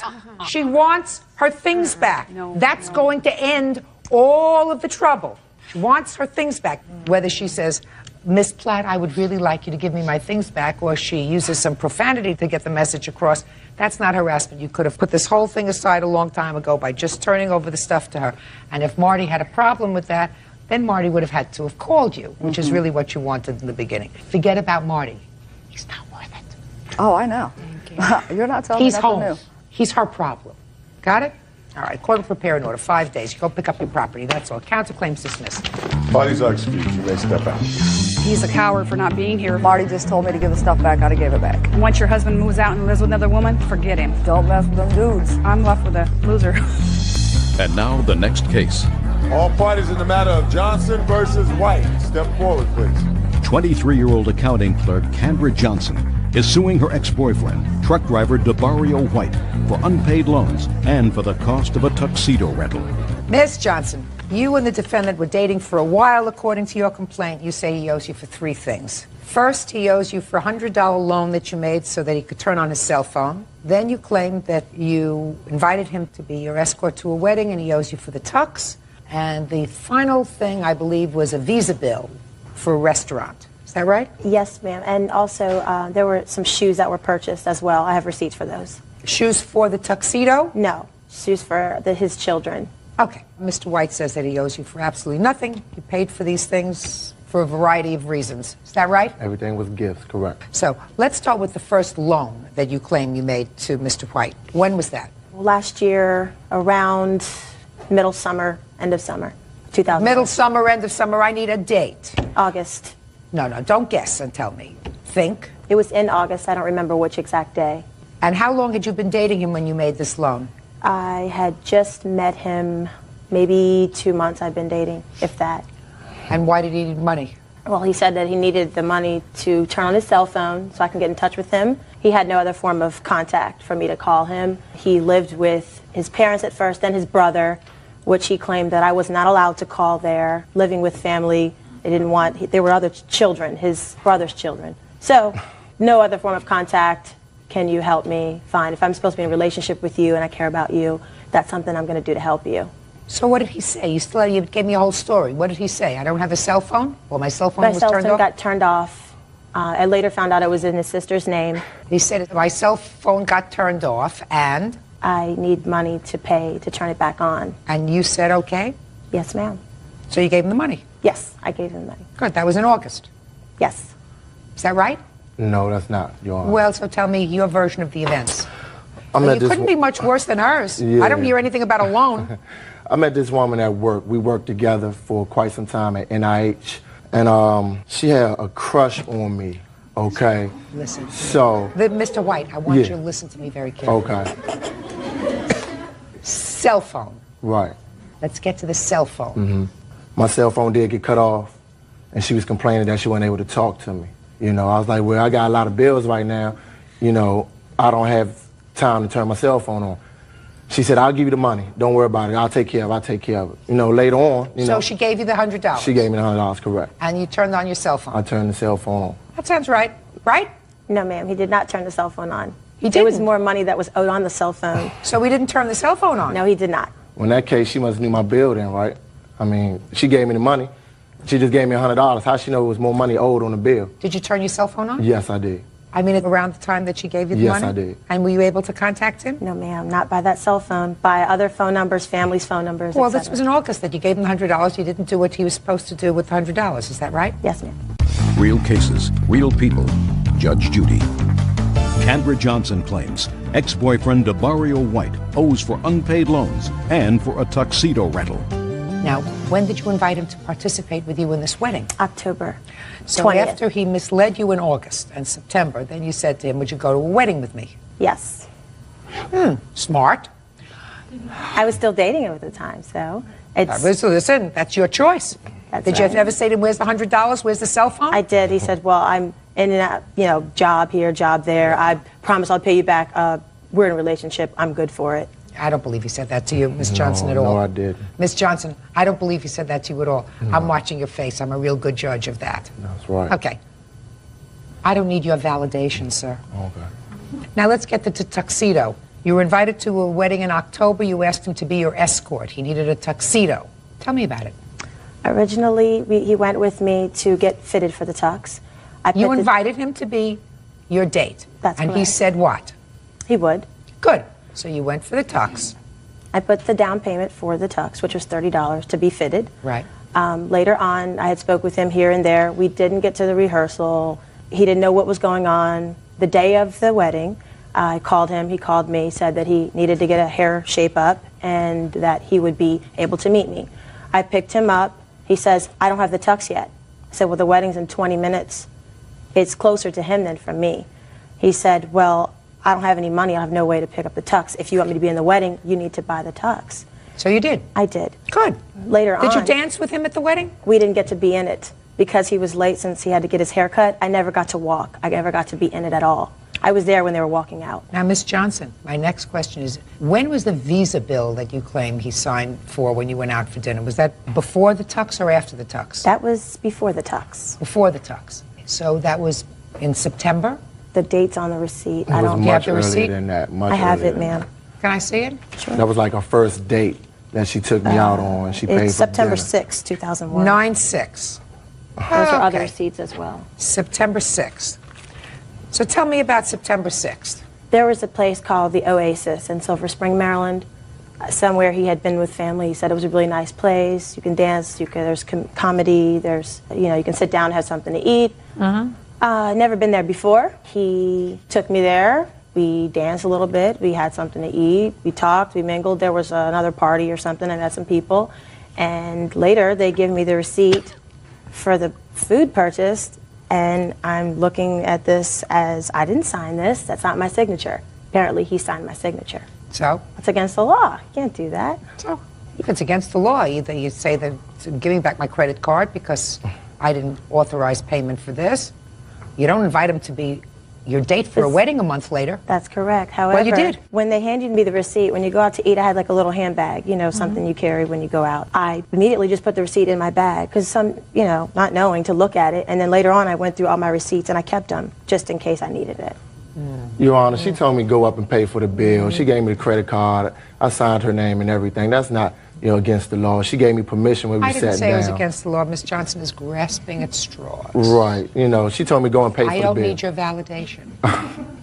I also don't want to hear your voice because it sounds to me as if you were taking financial advantage of this lady. Did you ever take her out for dinner? No, not really. I wasn't. No, not really. So you never took her out for dinner? Did you ever give her any money? On occasion. Give me an example. Money here and there when we go out. Like what? As far as like drinks or something, if we go out dancing or something like that. But no, not really. I ain't spend no big money on her. I'm not talking about big money. I'm asking you went out on a date. Did you pay? Not really, because she wanted to pay for everything. She wanted to pay for everything, Okay. All right, listen. You must be absolutely wonderful. Miss Johnson, these were not loans, madam. You didn't make any loans to him. And if you came here and said he signed a credit card and it was an unauthorized use of my credit card and I never saw him again because he's an untrustworthy bum, then I would say to you, oh, maybe you got a case. But you give him $100. Listen to what you did. You give him $100 to turn on his cell phone. He doesn't turn on his cell phone. Then you go out for dinner together. According to you, if I was to believe what you're telling me, he went into your pocketbook, took your credit card. When you were someplace else, he paid the bill with your credit card. You got the receipt, right? Realized that he had forged your name to a bill, right? What did you do? Call the police? No. Tell him to take a walk? No. You invite him to go to a wedding with you. Then, the last minute, you go to have a fitting for the tuxedo. You put down the $30 for the tuxedo. Not him, you. And then you wonder why Mr. Irresponsible over here wasn't ready to go to the wedding. I mean, the wedding's in 2 minutes, and then he says to you, I don't have my clothes. I'm going to go like the emperor, right, with no clothes. You tolerated it. That's your problem. Get over it. Put a period. Forget it. Mr. White, you must have something that I don't see. Case dismissed. It's case number 44 on the calendar in the matter of Fowler versus Broom. Parties have been sworn in, Judge. You may be seated. Ms. Fowler, you are suing the defendant for some child care that you provided during a 3-month period from September until December. Yes, ma'am. The defendant says that you were paid. Did you know her before you started to do this child care arrangement with her? Yes, ma'am, I did. How? I met her in the summer of 2000. Her son was over to my house, and he had stole some money, so I had to go and talk with her about it. He admitted stealing the money, and... How old is your son? He's now 13. And then again, he was not the only one. But that's not the child you were babysitting for? No, ma'am. No. Okay, go ahead. Then on September the 10th of 2001, I went to Tarzana Elementary School to pick up my daughter, Cayman. And when I got there, her daughter, Kylie, was with my daughter, and she was crying, and I asked her what was the matter, and she said that she was upset. I don't want to hear. She said that she was upset because her mother hadn't come to pick her up yet. So I called her mother on the cell phone and let her mother know that if it was okay, I would, bring her home. She said she got off at 6 o'clock. At 6:30 when she got to my house, we entered a verbal agreement for me to begin watching her child. Well, what was said? She must have said something to you. Can you watch her regularly? Yes, she let me know that her daughter was on the waiting list for Latchkey, which is an after-school program. Until then, she didn't really have anyone to pick her up from school. I told her I could pick her up, each day with my daughter. And she said she would pay me $6 an hour. I was picking her up at 2:30 each day. And I began on September 11th actually providing child care for her. Then on September the 14th, Ms. Broom approached me with paperwork from a company called CC&RC and asked me if I would enter a contract with them. They are a company that provides assistance with child care payments for single parents. I filled out the application and everything and then began to wait. One of the things that I mentioned to her, in order for me to be able to watch her child, I would have to enter her child into programs that my child was entered into, tap and ballet classes. Here are the receipts for the ballet and tap classes that I entered her daughter. I paid for them, and Mrs. Broom reimbursed me. Good. Okay. Did you get paid at all from Mrs. Broom? Not for child care, no ma'am. Nothing? No ma'am. Well, what was her excuse? You watched the child in September, in October? When I filled out the forms for the company CC&RC, they were going to be paying me the money. I received the first contract from them on October the 23rd, and I noticed that the rate that they were offering to pay was $2.84, which was not the agreement I had with Ms. Broom. Ms. Broom, when I brought the contract to her, she said, well, don't worry about it. I will reimburse you. I will pay you. Why hadn't she paid you anything from September 11th until She was October? paid. I want to get to you. Okay. Why hadn't she paid you anything? Why did you continue to watch her daughter if she hadn't paid you anything? Because I filled out the contract with this company, and I was told by her that they would pay me. They told me it would take a couple of weeks for the paperwork to go through. Okay, so now you've got middle of October, and they tell you they're going to pay you $2.84 an hour. You speak to her, she said, don't worry, I'll make up the difference. Yes, she did. What happened in the end of October and the month of November? Because clearly she wasn't giving you, according to you, any more money, even the difference, even if you were paid by the state. She wasn't. Well, giving she you always had an excuse as to why, and me being her friend, I didn't, you know, I was trying to actually help her. She was having problems with her son in school. She was having financial problems being a single mother or whatever, and I was being very understanding of that, being a single mother myself. Did you get any money whatsoever from the defendant? No, ma'am. Did you get any money from this organization? Yes, ma'am. On December the 20th, I received a check from that organization. For how much? For $360. And here's the copy of the paperwork for that. Ms. Broom and I met on October the 15th to go down to CC&RC to ask what was going on as to why I hadn't been paid. They stated that I had not had a TB test. So on the 19th, I had a TB test, and here's the record for that. Okay. Okay. Then they said it would be a few more weeks for the paperwork so those weeks to go through. that you babysat for her, 5 days a week, is that right? Yes, ma'am. I kept a... Just a second. And how many weeks did you watch the child? I don't have the weeks calculated, but I do have a tally for each month of September, October, November, December, the days that I watched a child, the hours that I watched a child. CC&RC provides you with this type of form that you turn in. Okay. Now I'll hear you, Ms. Broom. Okay. First of all, I would like to iterate that my daughter did stay on the grounds. I took my lunch at 2:30 between 3 and picked her up.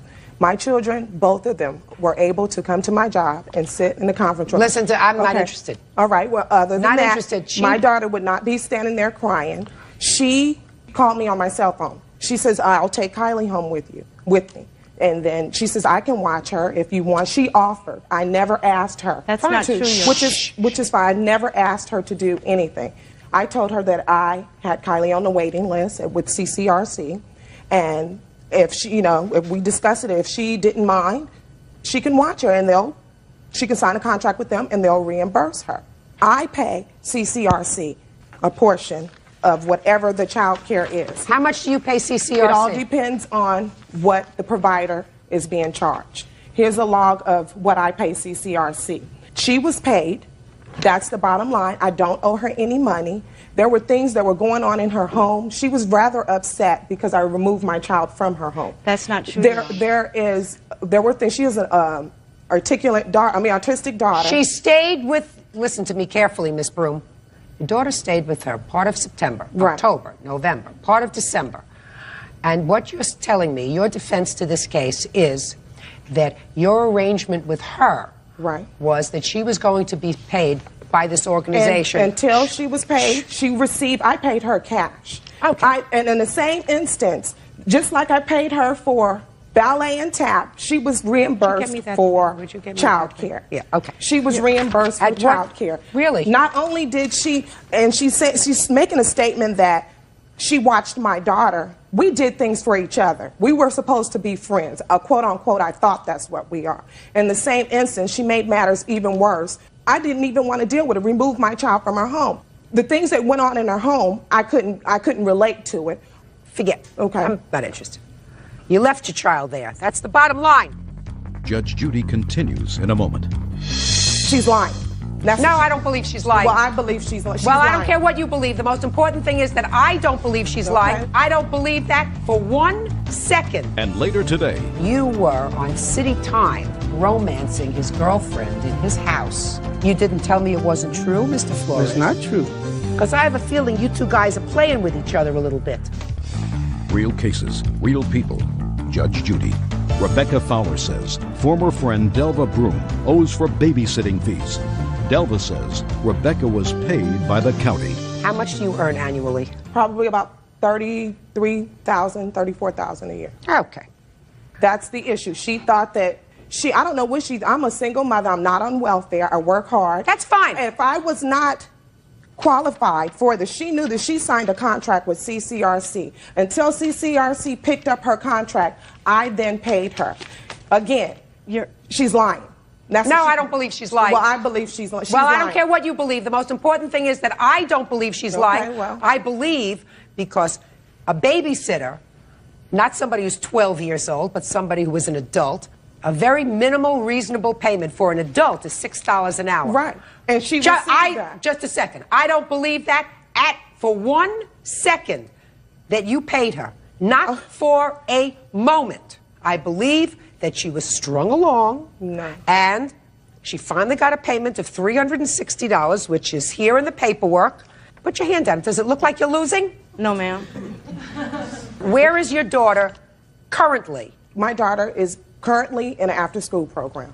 And when was she accepted in the after-school program? After... What month was January. Right. So you stopped with her in December? No, I did not. I was at the end of November. Listen, you're a fast talker. No, Bottom line is, I believe that you agreed with her and you said, I can pay you $6 an hour. Ultimately, you said to her, fill out these forms because some of it, well, you can get back and then I can pay you the difference. No. That sounds right to me. That's not true. But Because nobody is going to work for $2 an hour. Nobody works for $2 an hour. Judgment for the plaintiff. Quiet!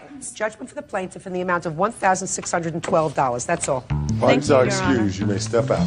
There's a reason why I took my child from her home. She's very vindictive. She's been convicted of child abuse. I terminated the child care because by December the 15th, I hadn't been paid by her nor CCNRC. She's a liar, welfare recipient. Threatening to have me and my boyfriend beat up by people. She's a liar, and she was paid. She's a liar. She never paid me anything. And now the next case. All parties in the matter of Christmas, Bradley versus Davis. Step forward, please. 16-year-old student Nicole Christmas and her mother, administrative assistant Annette Bradley, are suing Nicole's ex-boyfriend, 20-year-old business owner James Davis, for money she put towards the purchase of a vehicle. Nicole says when they broke up, James took the car. All right, who's Christmas and who's Bradley? I'm Christmas. What's your first name? Nicole. Mrs. Bradley, this is your daughter? Yes, it is. And this used to be her boyfriend? Yes, correct. She's 16? Yes. You are? 20. 20. You claim that your daughter gave him $600 towards a car that he allegedly purchased for her. Yes, that's correct, Your Honor. He says she never gave him $600. The car is his. It's always been his. Somehow the police became involved in this thing, and he's going to tell me how. How long was he your boyfriend? Like 3 or 4 months. And tell me about this car, Nicole. He purchased a car for me on my birthday. It was for my 16th birthday. He didn't have enough money to pay for it, all the car, so I told him I'd put $600 in on the car. Where'd you get the $600 from? My bank. I work. You took out $600? Yes, I did. Let me see. I don't have any bank receipts. Why didn't you bring to court a receipt? I didn't save my bank receipts. You don't have to save your bank receipts. You get a statement at the I end know, of the month. I didn't save it at all. Yeah, may I say something? Yeah, in a minute, in a second. What kind of a car did he buy? A white Ford Escort. I think it was a 93. And who used the car? I never got to use it because I didn't get my license till my 16th birthday. Go ahead. We broke up 2 days after my 16th birthday. Neither of us knew how to drive the car. It was a stick. And my mom was going to teach me. Where was the car and whose house? It was at my house. Now tell me how the police became involved in this whole thing. I was at work. I guess he came to my house. We had broken up that morning. He came to my house. What did he say when he came to the house? He came to the front door and he had a friend with him because I assumed it was because he couldn't drive the car. He needed someone that knew how to drive the stick. And he said, Miss Bradley, basically I'm here to tell you that you're responsible for the breaking up of Nicole and I. and I'm here to take the car. I said, well, you know, I've learned from Nicole now that she also put money in on this car, and so you'll need to call the police unless you're ready to give her back her money. And I closed the door, and he called the police, and that's why the police got involved. Once they got there, he brought out a receipt for $400, and he told the police officer that he had paid $400 of his own money for this car, and the policeman came back in the home and spoke with Nicole, and she provided him the name and number for the person that they bought the car from. And that woman told the police, no, they both purchased the car. He talked me into giving a receipt for $400 for tax purposes only, but the truth is that they paid this much money for the car, and $600 of it was Nicole's. At that time, the police asked James why he'd initially lied and had him sign a statement promising to repay Nicole $600 within 60 days. And May I James see the did note, sign it. please? Yes.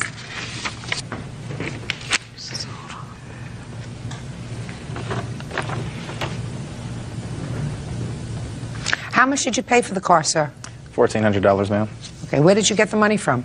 I had a pretty good job working for my dad. I made about $800 to $900 a week. So where did you get this $1,400 from the bank? No, I saved up for 2 weeks in cash. Why would you think Nicole would say that she put in $600 towards the car? Basically, Your Honor, I don't think it was Nicole at all. I think it was her mother. Her mother has been trying to get money out of me for the whole duration of me going out with her daughter. She wanted money for bills, she wanted money for everything, and basically she's just trying to get more money out of me. Why would you sign this thing, sir? Your Honor, I signed that contract under duress. This is how the police got involved. I filled out a stolen car report. Why did you fill out a stolen car report? Because they had my car and they wouldn't give it back. It was locked in their garage. Did you buy this car for her birthday? No, I did not. For her birthday, I got her 2 dresses. The car was purchased by both James Davis and Nicole Christmas. Mr. Davis has registered the car in his name, although he claims to have purchased the car for Nicole's birthday. No, I did not claim that. The officer wrote this out, right? Yes. Why was the car at her house? Because I let her borrow it. I was driving a brand new car.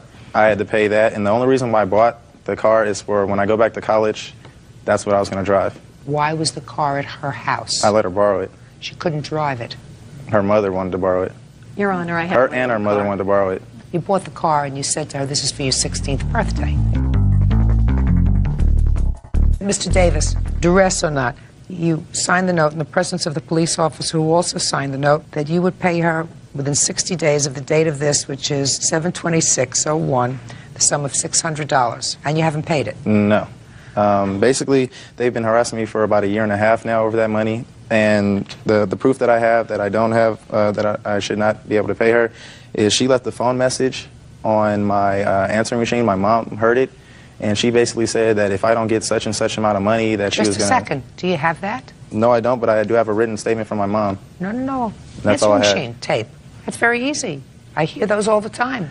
Well, at the time I was in college, they couldn't get a hold of me, and they left it at my home. And Mr. Davis. My mom heard the answering Mr. machine. Davis, is your mom here? No, she's just started a new job, ma'am. Mr. Davis. All she could do was sign something. You signed a statement in the presence of an officer that you would pay her within 60 days the sum of $600. That was in order for you to get your car back, is that right? Yes. He said he... Right, that's what you signed it for. In order for you to get your car back, the officer said, she says you owe $600. You want your car back today? Give her back her $600, or tell her when you'll give her back her $600. If not, I'm just going to leave the status quo and you can go fight this out in court. Ma'am, he directly told me if I do not sign the contract, I will not get my car back.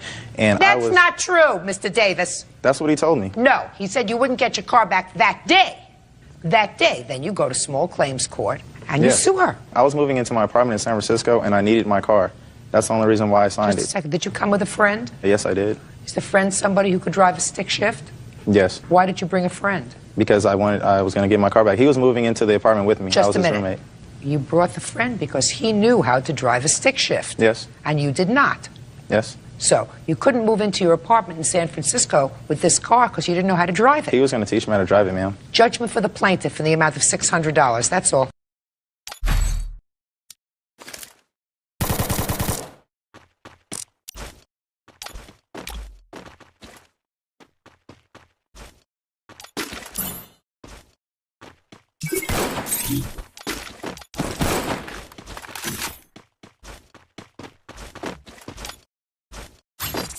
Heading to supply point.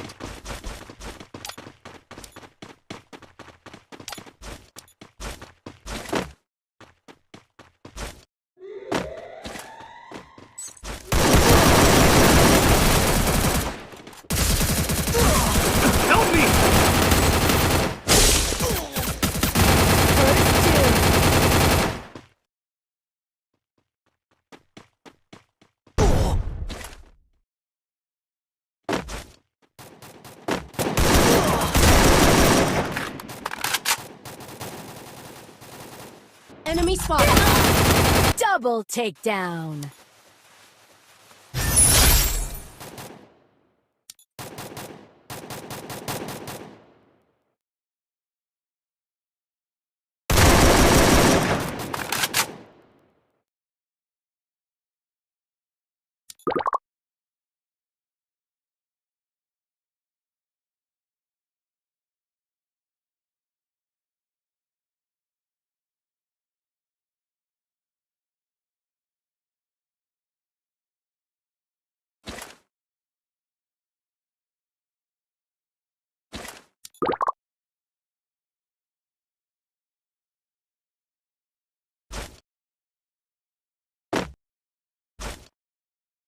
Double takedown. Double takedown.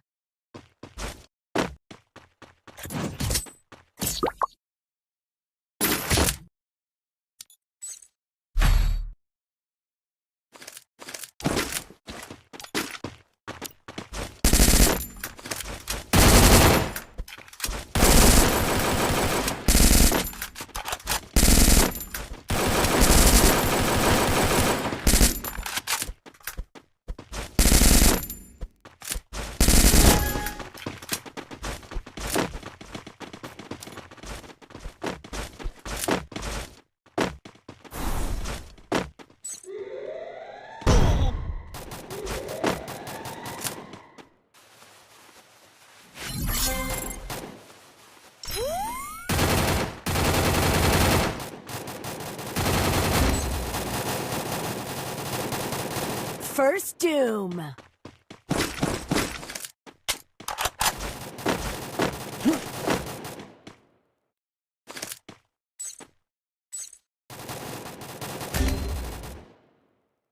Enemy spotted.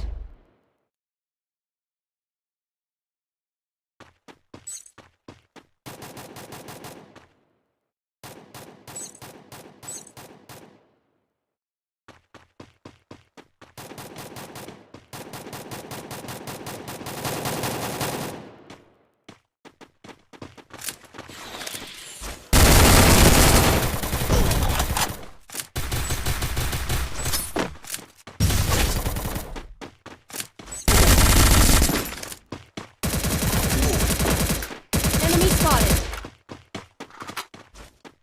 Ugh.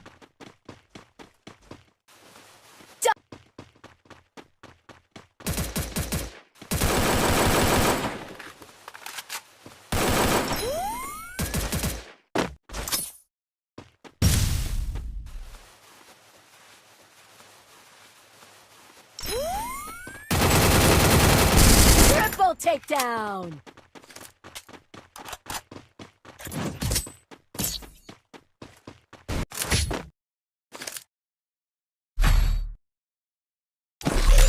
Resources here. I need equipment. Thanks. Need equipment.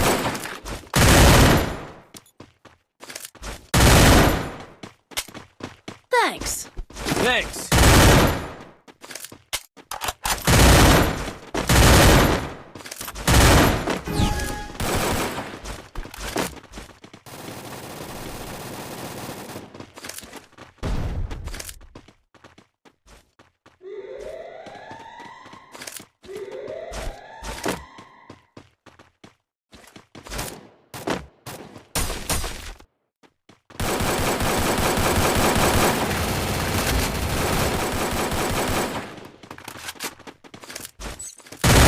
Enemy spotted.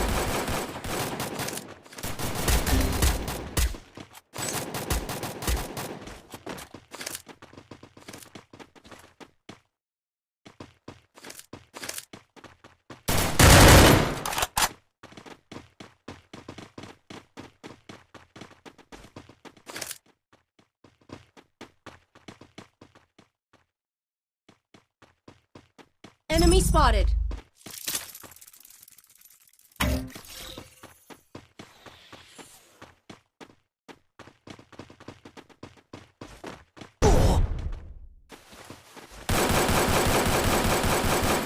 I need blue wall.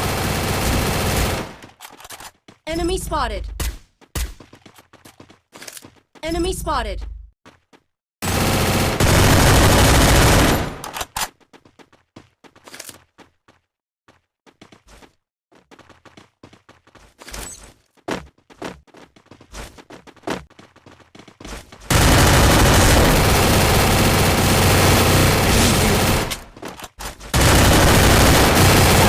takedown.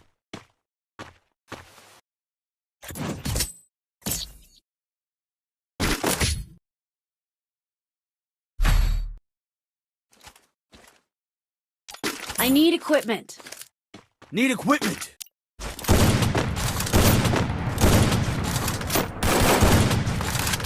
I need equipment.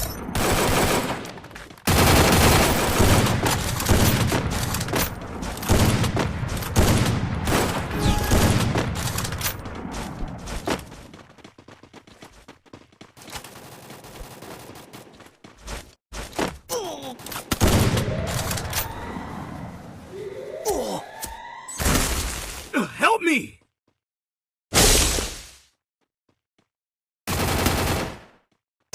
First doom.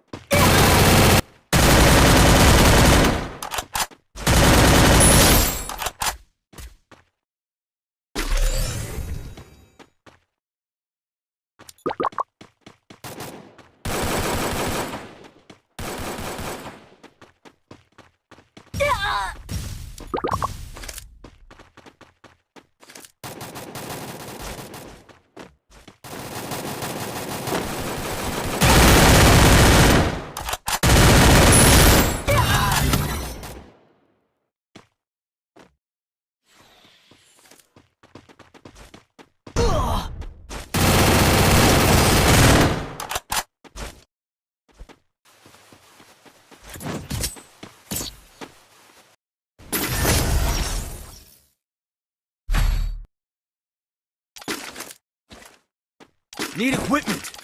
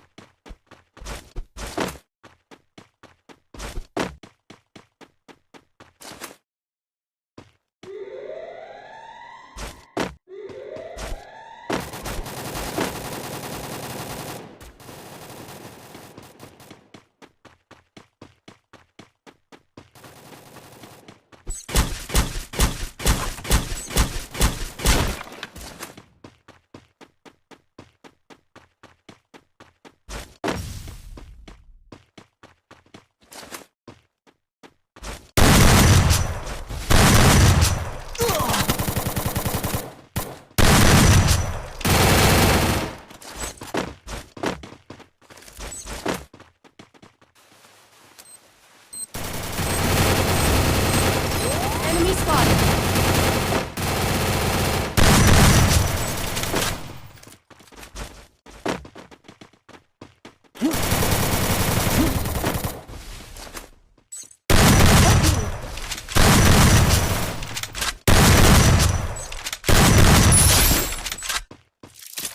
Help me. Enemy here.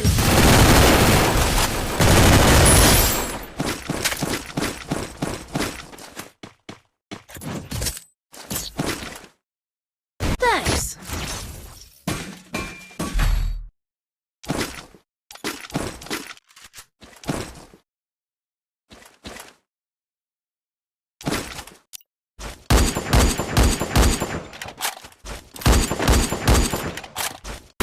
I need equipment.